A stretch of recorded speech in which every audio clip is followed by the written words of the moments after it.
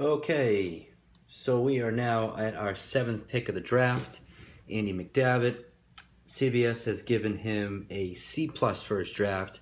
I will give him an A for his draft. I really like just about every pick he made, and I'll talk about some of that in a minute. Um, I thought he drafted really well. I think his starting lineup's really great.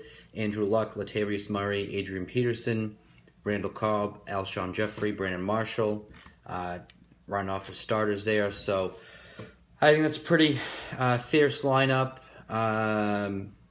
You might argue, again, I mentioned earlier, I think Paulus, myself, and Andy have the top three wide receiving core. And then you add in Peterson and Murray.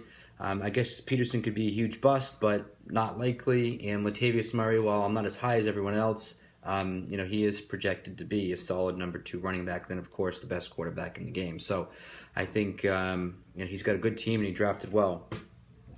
First pick was Adrian Peterson. I don't think he would have thought AP was coming to him. He had hopes that Antonio Brown was making it all the way down, but as I mentioned earlier in Nigeli's draft, I think that he wanted to punch Paulus in the face by taking him. I'm guessing.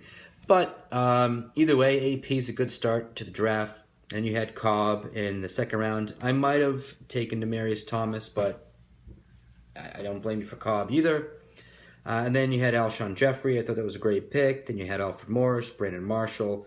I thought, again, great pick. Mike Wallace in the seventh round. I probably would have gone with Watkins, Charles, or Allen Robinson over Wallace.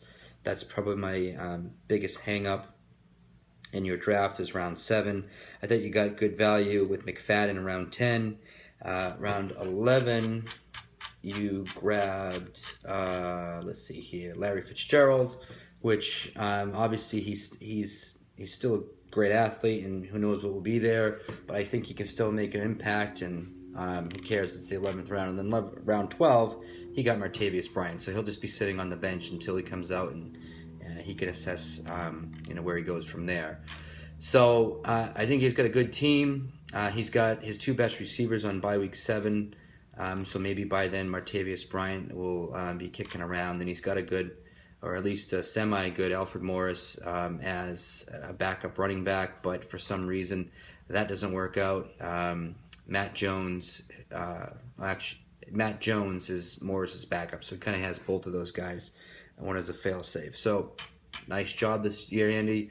That said, I'm sure you'll find some way to fuck it up and not make the playoffs.